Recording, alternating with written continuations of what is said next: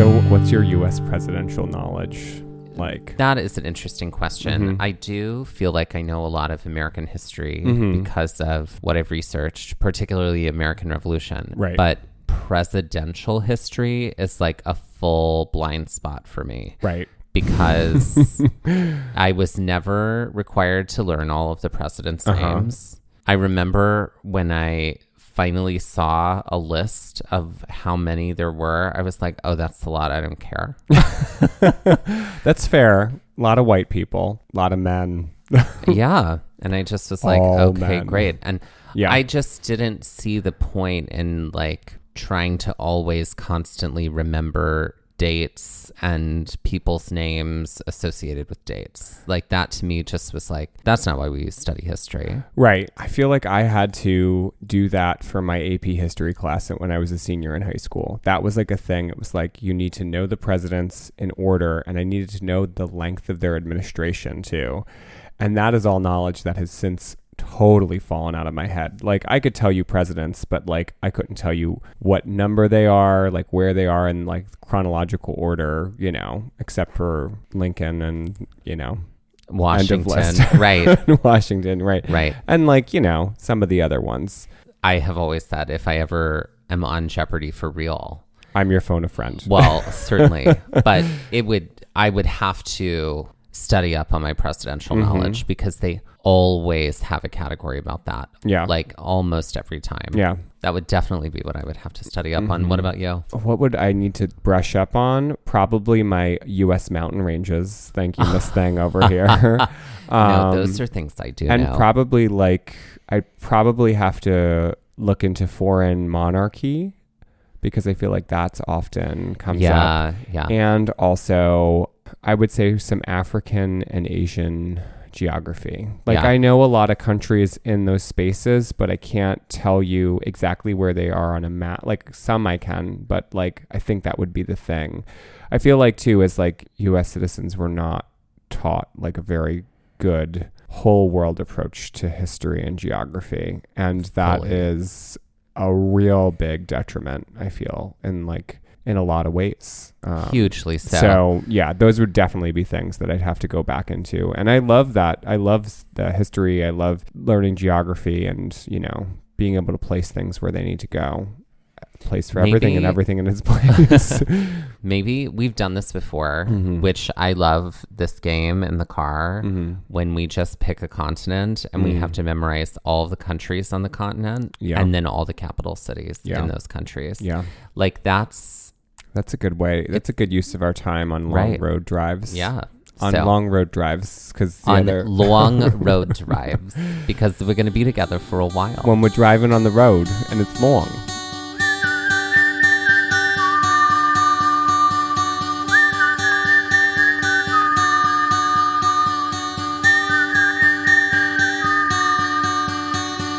Looking for adventure, I want to follow on the trail, or get a little lost and let the wind fill my sails. Get up when the stars still fill the sky, don't wake the sun. There's so much to be done, and the day has just begun.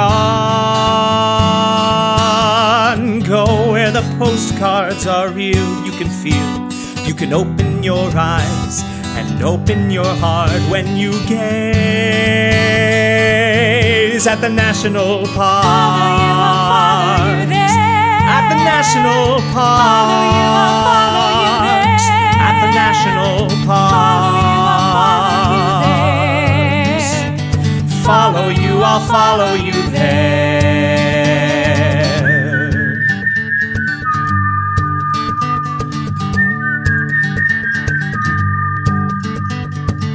Welcome to Gaze at the National Parks, the podcast that brings you one hiking trail and one national park, one park at a time. I'm Dusty. And I'm Mike. And this episode is the second in a series of episodes all about the National Military Park in Gettysburg, Pennsylvania.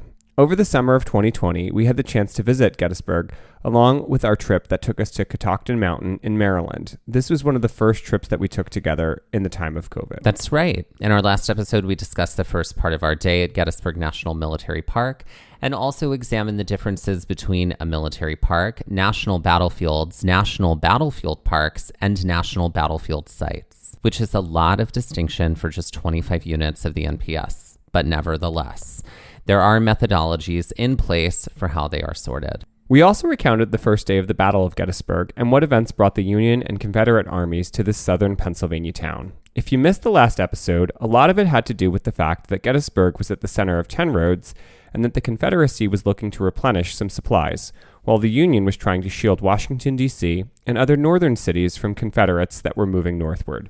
These are the broadest of strokes. We'll dive deeper into the second day of battle along with the second part of our journey within the park in a little while. But in the meantime, we want to mention two presidents for whom Gettysburg was very important: Abraham Lincoln and Dwight D. Eisenhower. In the Venn diagram of these two presidents, both the fact that they were Republican, although the party had shifted massively by the time Eisenhower was president, and the fact that Gettysburg was an important space for them would fall squarely in the center ellipse. Let's talk about Abraham Lincoln first, since, after all, he does come first chronologically. Lincoln arrived at Gettysburg at what is now known as the Gettysburg-Lincoln train station. The trip itself was almost halted due to the illness that had come over his son Tad. Lincoln and his wife Mary Todd had already lost two of their children, and so she was rightfully upset by the fever that Tad had developed. Lincoln decided, despite his son's health, that this opportunity, the importance of speaking about the war and its progress, and overarching goals was too important to pass up. He boarded the train to Gettysburg, taking the trip with many members of his cabinet, including Secretary of State Seward and the Postmaster General. After he arrived, Lincoln and the crowd of onlookers moved to the area of town known as the Diamond, but what is today known as Lincoln Square. Here, Lincoln was a guest of David Willis, a prominent lawyer who helped to organize and finance the creation of the 17-acre National Cemetery. It was here that Lincoln met Governor Curtin of Pennsylvania, as well as other notable figures and dignitaries, and here where he worked to finish one of the most famous speeches in American history. We'll leave a little cliffhanger here for our next episode, but suffice it to say, Lincoln came and completed the task before him and boarded the train back to Washington, D.C. in the evening of the following day. As for Dwight D. Eisenhower, the 34th President of the United States, Gettysburg had a lingering presence throughout his life. Eisenhower, a distinguished general, statesman, and moderate Republican who worked with the Democrats to pass bills that continued the New Deal or Fair Deal programs, started his eminent career at West Point Military Academy.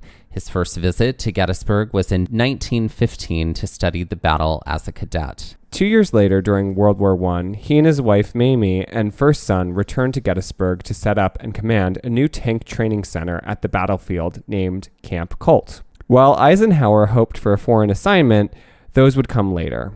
After the end of World War I, he left Gettysburg and began swiftly rising through the ranks until the invasion of Poland by Nazi Germany and the start of World War II.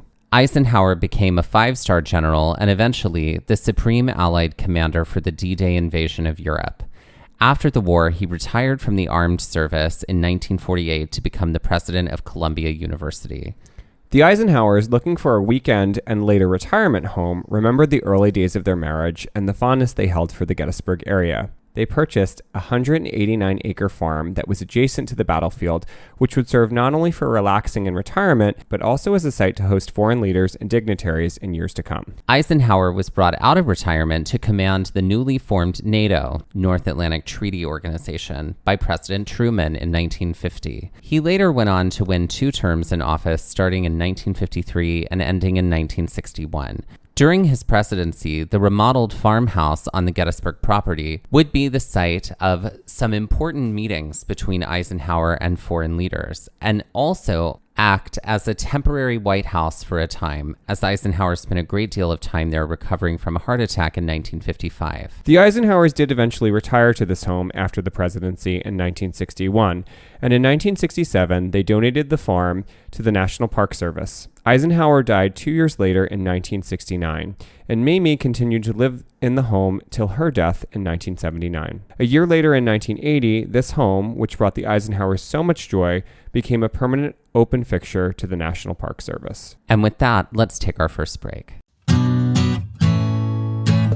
We're playing the vault. Oh, great. We haven't played this in a little while. 3 cheeses. 3 cheeses. Okay. Of all the cheeses, you can only choose 3. The rest are destroyed forever. Oof, ah. Okay, well, Gouda ain't going nowhere because I love that smoky taste in my mouth. I feel like one has to, like, I just really enjoy a cheddar. Like, you can't get better than cheddar. So I think I have to put cheddar in the vault too. So cheddar and Gouda. I think my last cheese is mozzarella. I think that's just like a standard. Like, you can do a lot of Italian dishes with it. It's good on a lot of things. Yeah, I think that's it. I mean, Brie was like a shot in the dark for me because like I really would love to put that into, but if I only get 3, that's fine. You only get 3. That's fine. Brie is destroyed. Gouda, Gouda, cheddar, and mozzarella. What about you? Parmesan. Well done. Immediately. Like, you know. Yes. 2 shots of it. I do. I do. In college, I used to get pieces of bread. I would sprinkle Parmesan on them. Mm-hmm. And I would eat just Parmesan on bread.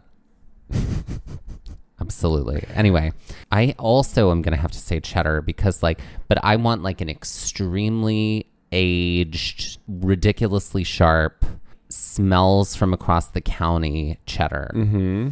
And then Munster. Oh, the Munster mash. I love Munster. Munster's a good one. I get it. Yeah, I know. Well, everything else is dead to you then. I know. Everything else is dead. All right.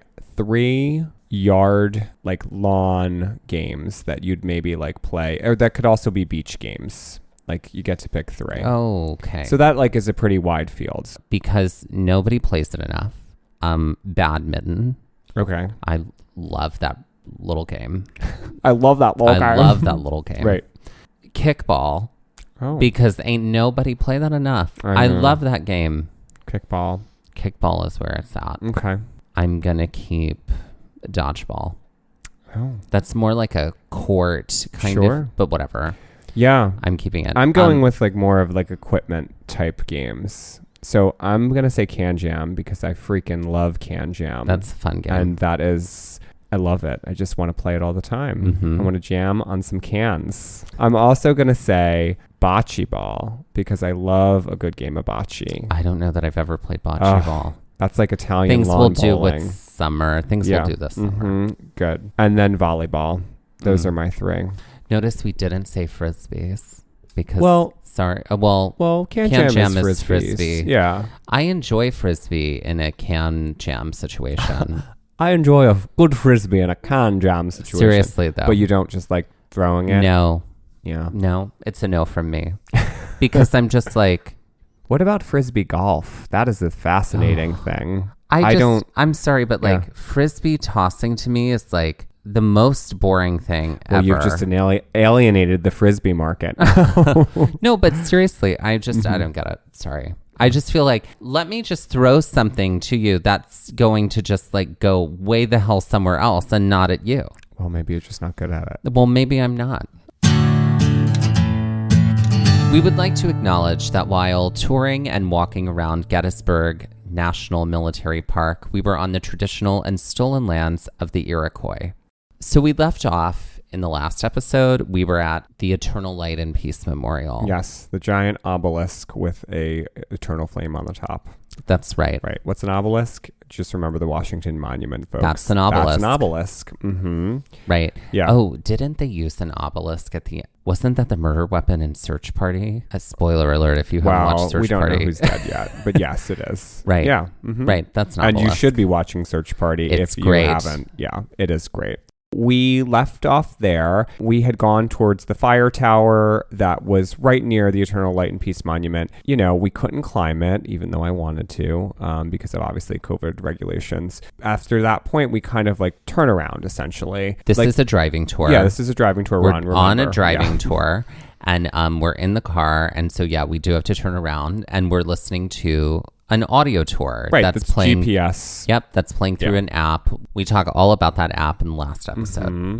So basically it wants to take you down to Barkalow Knoll and past other monuments and memorials, as well as some of the Union positions on the first day of fighting. We kind of decided we didn't necessarily hit that. We kind of headed back towards the Eternal Light and Peace Monument, and that is basically going to take us onto a road where there are a lot of Confederate state monuments, and that's called West Confederate Avenue. And the Confederate state monuments are all statues that were put in place by the states, particularly the southern states. Yes, by the southern states. Mm-hmm. They weren't put there until like way after. Right. And the whole point of them being put there is anyway.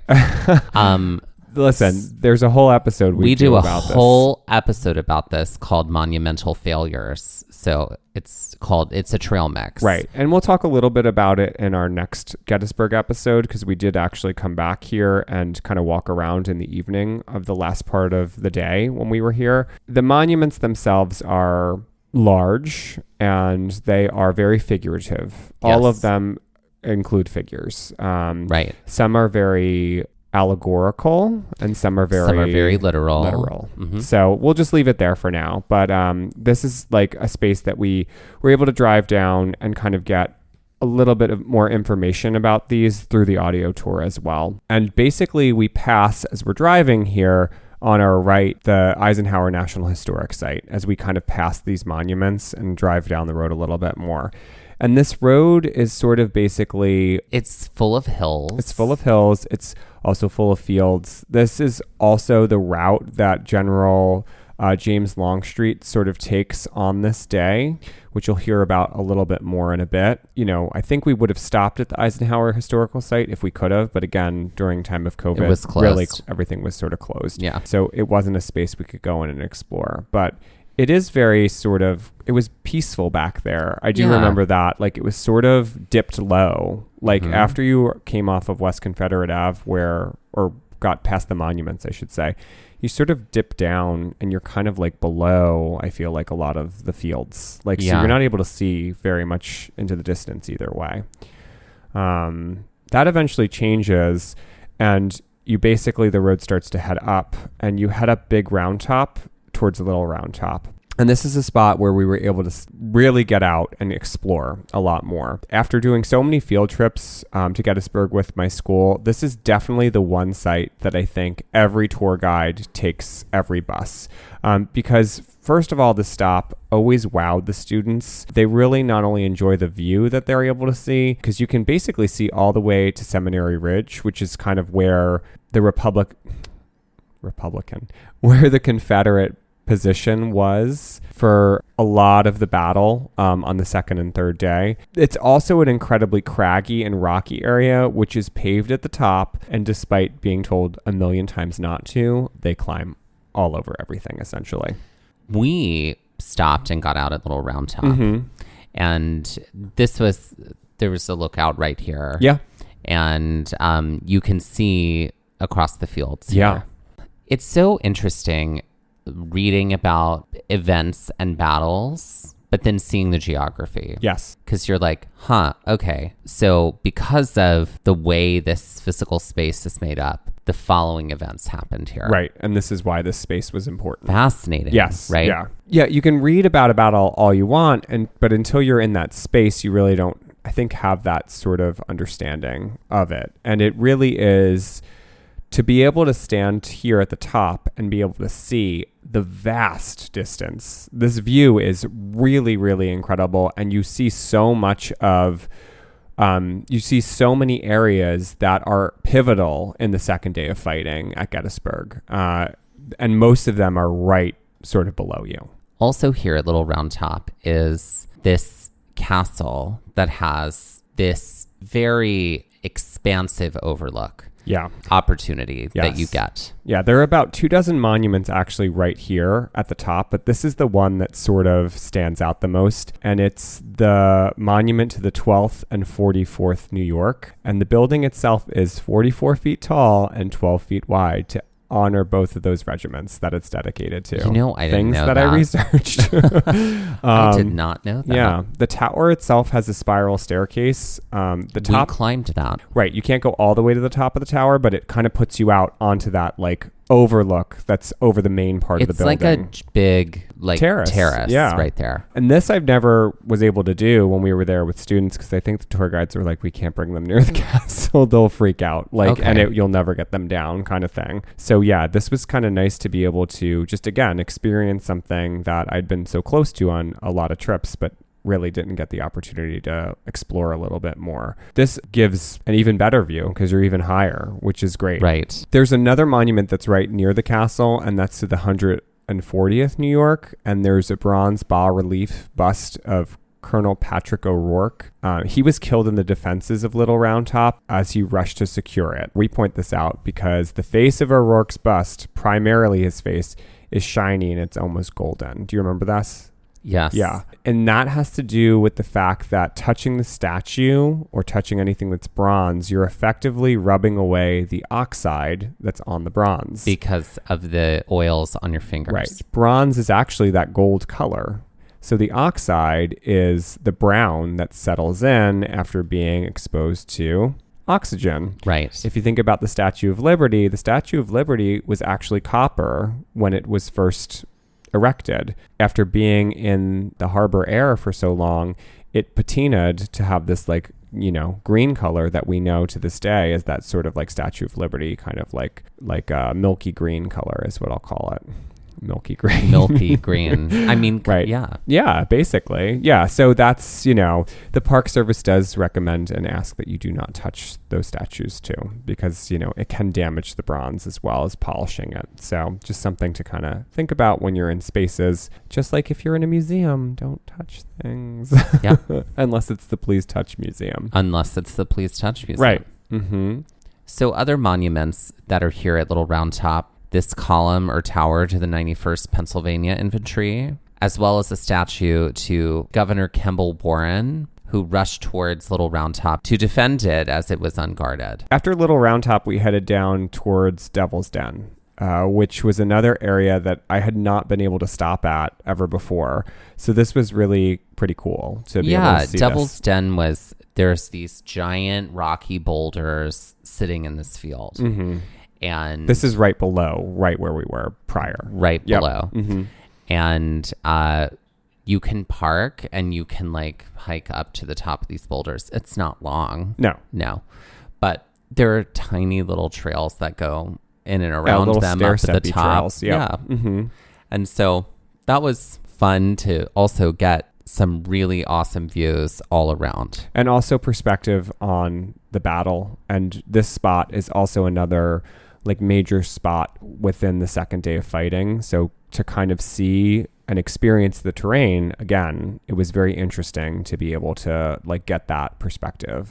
While it was very historically important, this area here at Devil's Den, this did sort of feel like an exploratory spot. Yes. Yeah. Whereas so many other spots weren't necessarily get out and walk through it.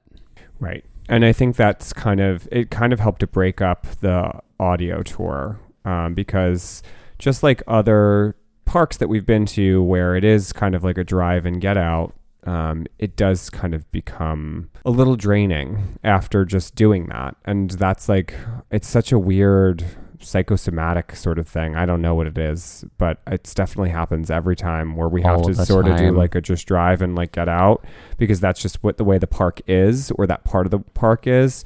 It does sort of, it kind of wears on you. It does. It's wild. Does.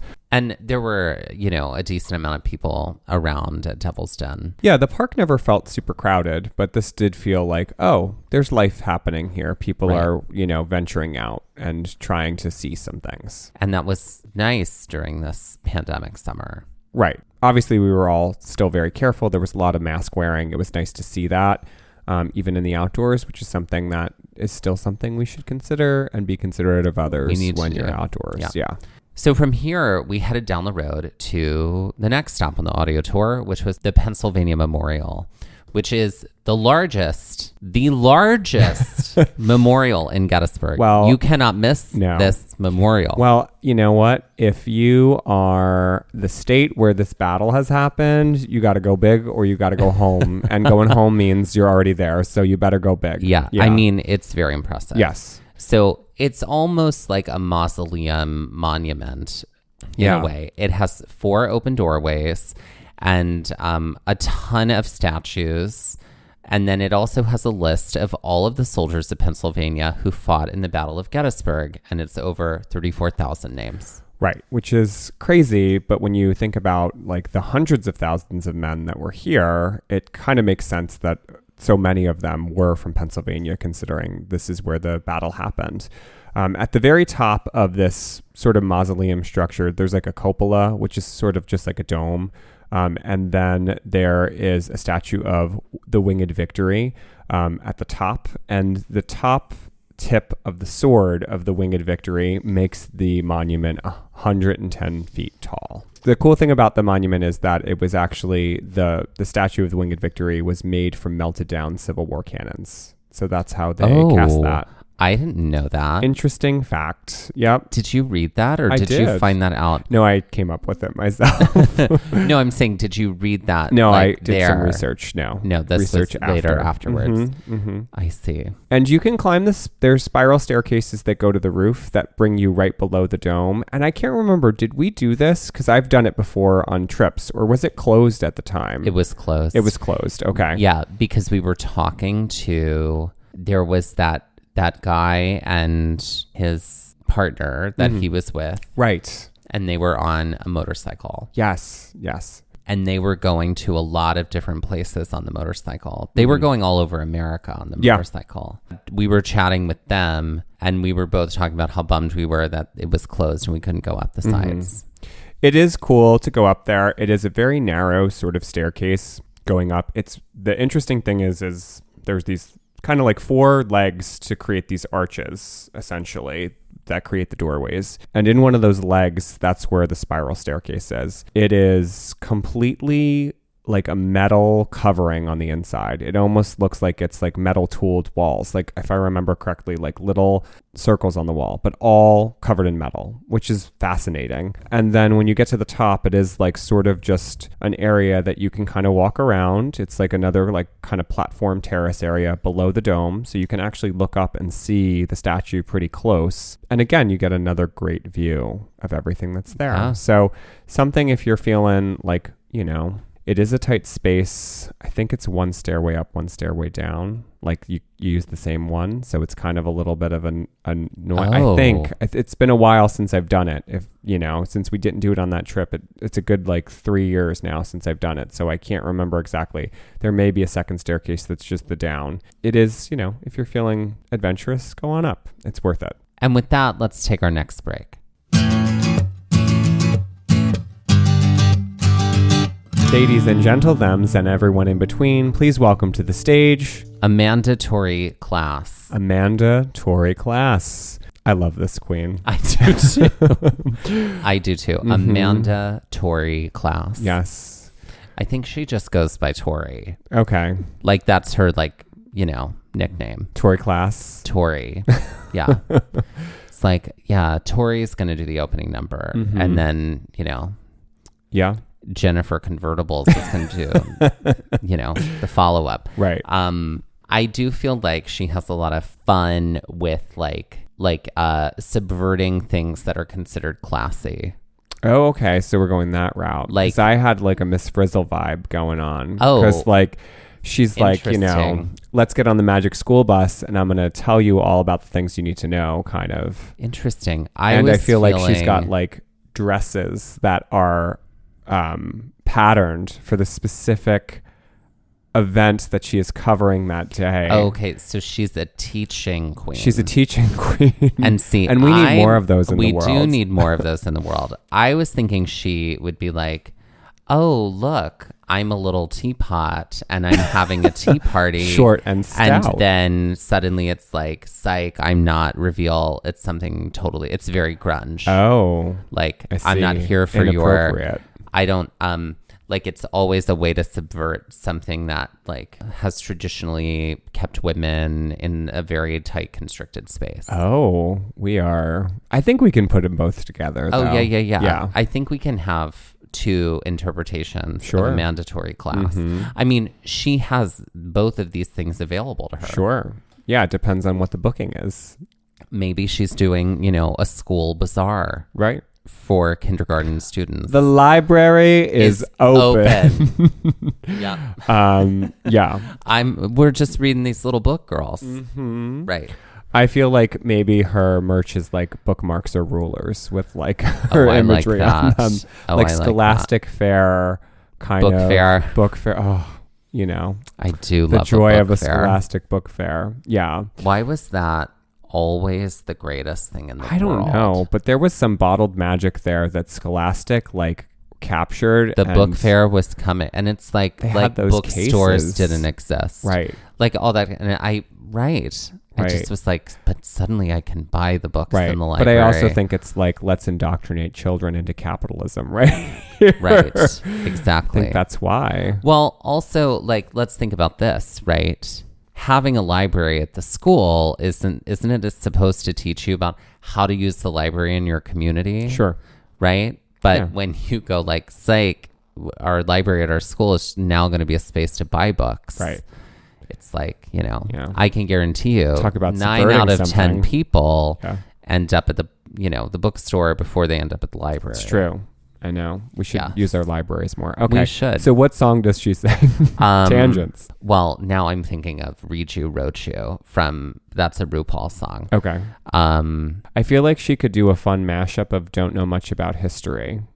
Oh. I don't know that song. Don't know much about history. Oh, okay. Don't know much about biology. Who sings that? It's like the Four Tops, or it is like a. You've never heard that song? Well, now that you sing okay. that sounds familiar. Oh yeah, yeah. So I feel just like how you were like, name an Annie Lennox song, and I could name one, and then when I listened to her whole like catalog, discography, you were like, I'm like, I know every one of these songs, right?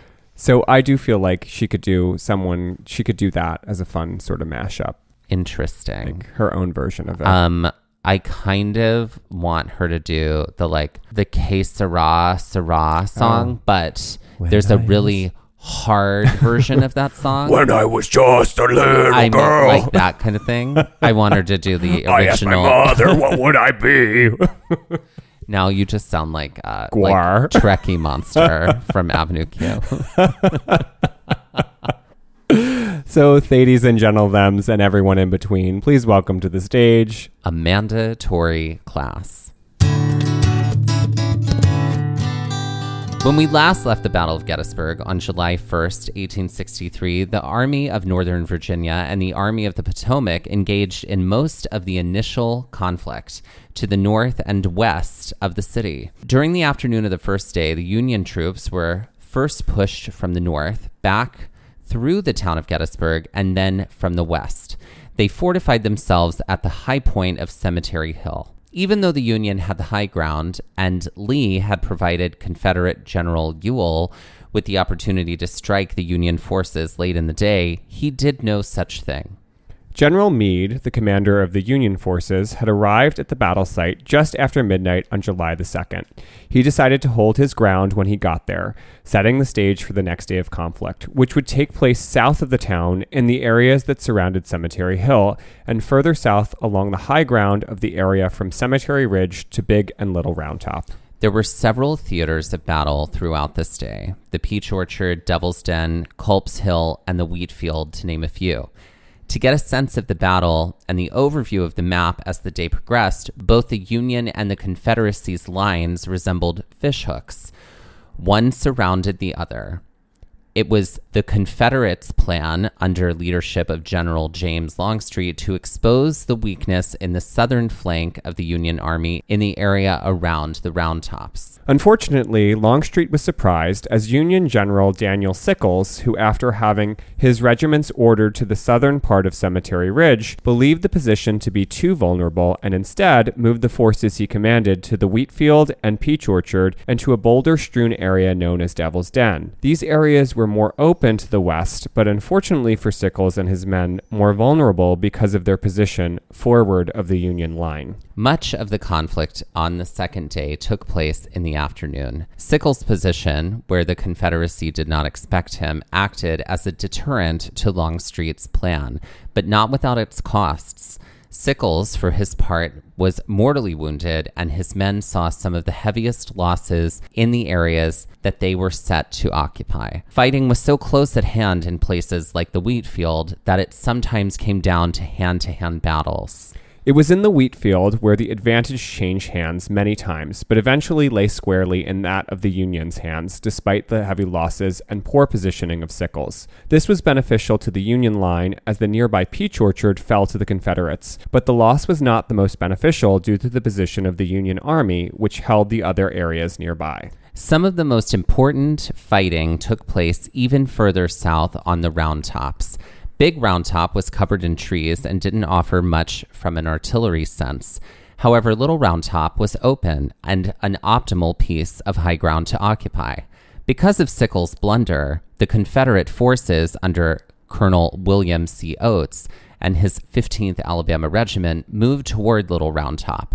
Thankfully, the Union's Army Chief Engineer, Brigadier General Governor K. Warren, noticed the open position of the hill and ordered the Union soldiers to occupy the hill. The Union forces, under the command of Colonel Strong Vincent, arrived minutes prior to the assault by the 15th Alabama to fortify the hill. Colonel Joshua Chamberlain's 20th Maine Regiment held the left flank. The Union forces endured wave after wave of attack, during which Colonel Strong Vincent was mortally wounded. As the fighting to defend the hill continued and the Union forces ran out of energy and ammunition, Chamberlain ordered a bayonet attack down the hill, effectively defeating the 15th Alabama and holding one of the most important positions of the Union Army. Culp's Hill, slightly to the east of Cemetery Hill, where the Union had fortified itself the night before, also saw a great amount of action.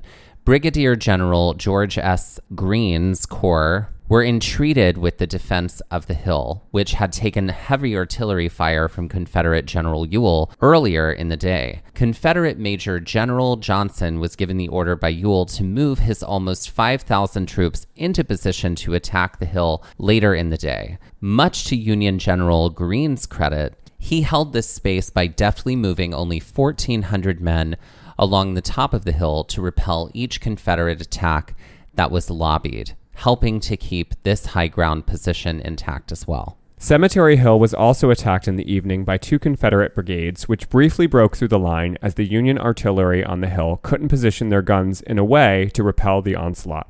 They were pushed back in the darkness, and the Union held this line as well. While some small fighting took place throughout the night, each side held the ground that they occupied at the end of the day, bringing in reinforcements for the final day of combat on July the 3rd. It is time for some Jeopardy-style trivia. I'll go first. So my Jeopardy is titled Presidents. Put them together, and what do you got? So this is sort of like a before, during, and after. I'm going to help you to build a president's name, and you're going to name the president. Okay? Okay. So nothing to be concerned about. I'm going to give you clues that'll help you to build their name. Oh, yeah, totally. Okay? So for 100, this blue Sesame Street character and this city where the Rock and Roll Hall of Fame are add to give you the 22nd president of the United States. What is Grover Cleveland? Who is Grover Cleveland? Who is But Grover yes, Cleveland? Exactly. You got it? So it's going to kind of go like that. I got it. Okay? I like it. Great. For 200, the male name of this history-making first female vice president candidate with what you might have to do in the Oregon Trail to get across a river, just drop the G, gives you this 38th president. Oh, first female vice presidential candidate. Mm-hmm. With Walter Mondale. I definitely don't know that. Okay, so I'm moving to the the other thing. So you have to traverse a river, cross, swim. No. I don't know. You have to forge a river. Forge. Okay, so ford. Okay, so Gerald Ford. Yeah. And it's actually dropped the G and E. Sorry, I just realized that. Oh, that's okay. Crappy clue from Mike. So the So Geraldine Ferrara. Geraldine. So the male name. Got it. Mm-hmm. Got the it. male variety. The male version is what I said, but I didn't like variety. that. What does that word mean? Yeah, Get out of here with that word. Okay, sorry about that one, everybody. For 300, the first name of the spy, known as 007, With this famous Kentuckian fort where our nation's gold reserves are, minus the word fort, and this Bohemian originated dance, minus the A at the end, give you this 11th president of the United States. It's James something. This famous Kentuckian fort where our nation's gold reserves are. Oh, that's no. And I don't know the dance. So Knox. So James Knox. Oh. So Fort Knox. Got it. And the Bohemian originated dance minus the A at the end. I'll also give you a hint. This is also a pattern that you might wear. Argyle. The Argyle dance? The Argyle dance. It's a pattern that's made up of dots.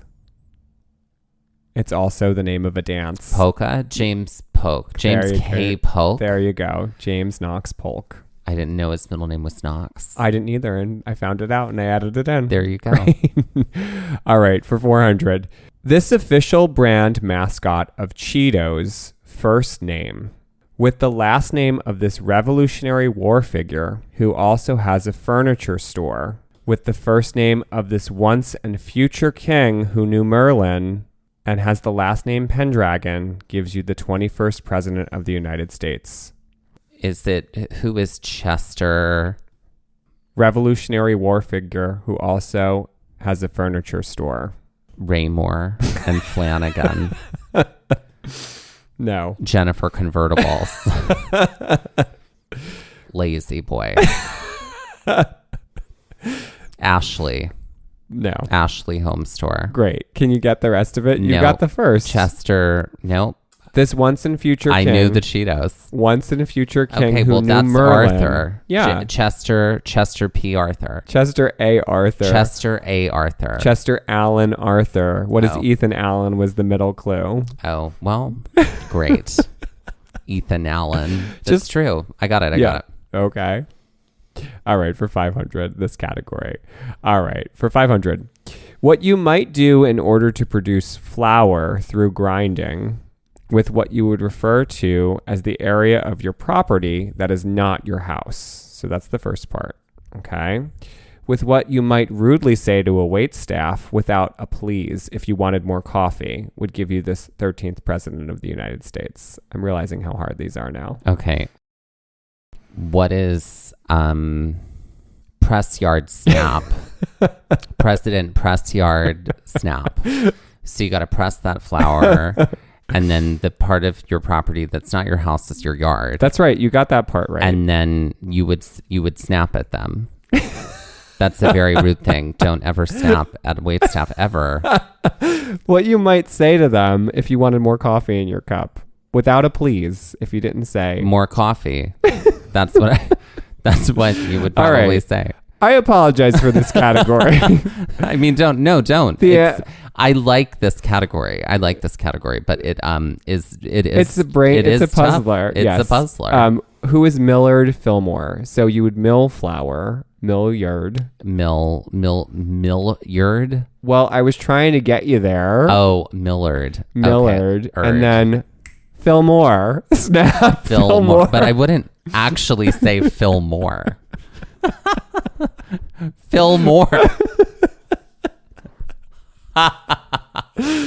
Oh, honey. Jeopardy by Mike, everybody. Jeopardy. Listen, that was a very clever category. You got the first one.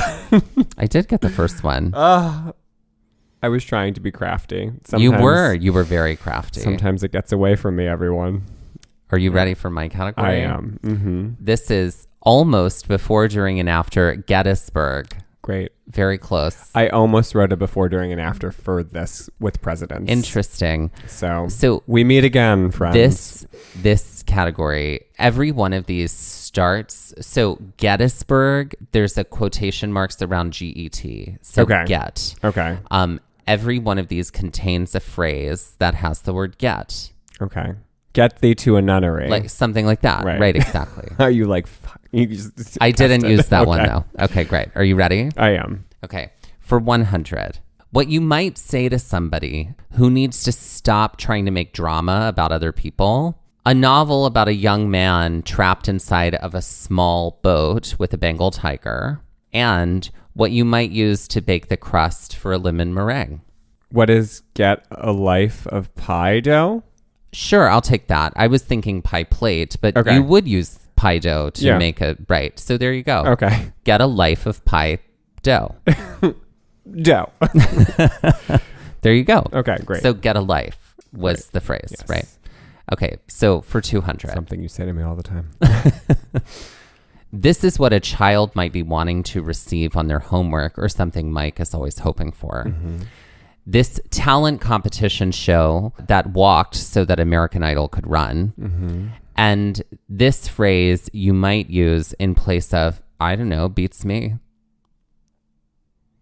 What is get a gold star, search me? That's right. Look at you. I do want that gold star all the time. You do. Give it You're to me. always looking for the gold star. That's right. For 300, this is something you might utter to a friend who has lost control on an emotional tirade. The picture someone paints of their own likeness. And this book by James Joyce. What is get a grip on yourself, portrait of an artist at a young age? Oh, very close. Yes, I'm going to give it to you. But it was, get a hold of yourself or get a grip of yourself. Or grip on yourself is what I meant to say. Get a hold of yourself, portrait of an artist as a young man. Okay. Yeah. Okay, for 400. This is a phrase you might say to someone who is dreaming up conspiracies. The reality TV program about wealthy women living in this area of California that contains Irvine, Huntington Beach, and Anaheim, and the person in charge of declaring death. So I think I have it. So, get Real Housewives of Orange County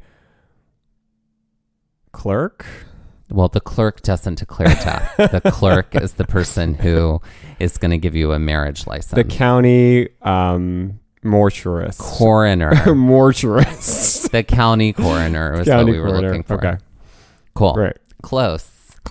But no dice. A lot of close ones this time. For 500, something that might happen in your calf if you don't drink enough water, thus completely ruining, say, the throes of passion. An activity. An activity. That was a jab at me, everybody. It wasn't a jab. Mm-hmm. An activity where we get the phrase "giddy up," and the Drew Barrymore. Also a jab at me. And the Drew Barrymore film set in the 1960s about being a teen mother. That is Mike's favorite. It's get a Charlie horse. And then is it riding in cars with boys at the end? That's right. Like, what is get a Charlie horse riding in cars with boys? Well, I've gotten those before. Welcome to my memoir. We were looking for get a Charlie horseback riding in cars with boys. Well, things I've also done.